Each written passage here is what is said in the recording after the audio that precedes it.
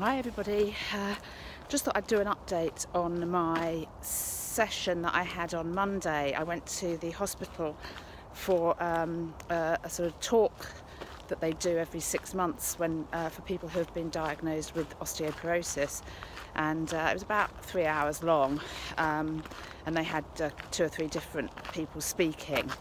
It was a bit depressing, to be honest with you, because obviously I was probably one of the youngest ones there. I probably was the youngest one there, and there was quite a few older people there who, and there's a lot of people, there was a good 50 people if not more, but a lot of the older people who had this, I think they call it kyphosis of the spine, which basically is really sort of creates, I'm pushing my head back so I don't want to end up like it, but a hunchback basically, and some of them were quite bad.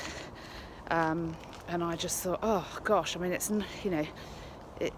inevitable. If it's going to happen, it's going to happen. But I think actually, as I've got my osteoporosis early, hopefully I can do things to prevent that. Certainly, stop it getting any worse than it is.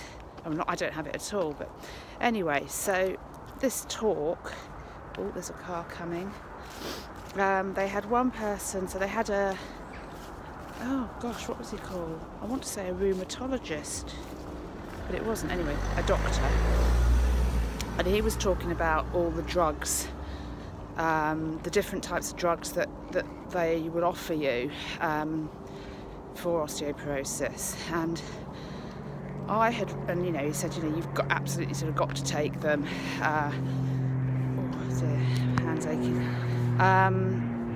And that, that is, I nearly piped up because I'd read a few things on the internet about how these drugs don't really help, and that they kind of make the bones more dense, but they don't actually make them stronger.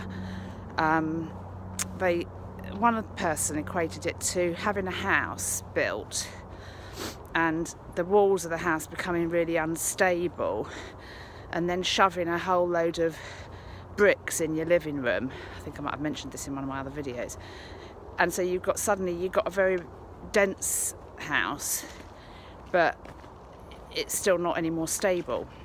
Anyway, that was so he just went through all the different types of drugs, the good and the bad things, pros and cons of them. And then there was somebody talking about exercises that you should do. Nothing really earth-shattering. Basically, you shouldn't be doing forward bending and things like that. I'm going to look. He was quite a nice guy, but he was a bit wishy-washy. And this lady, who was the chair of the West Surrey Osteoporosis Society, was kind of rushing him along. Which was a bit annoying because he was kind of in flow, and she wanted to obviously finish on time, and so it was a bit of a funny old session really. I went along and probably did learn a few bits and pieces, but I think the internet now is just such an amazing tool to find everything out. Obviously you have to take some things with a bit of a pinch of salt. Or not a pinch of salt, but you just have to be a bit wary of things. So it was interesting to go along, and I'm still actually waiting to get to my doctor's to get the results of my scan and my blood test, although obviously I know the scan shows that I had osteoporosis.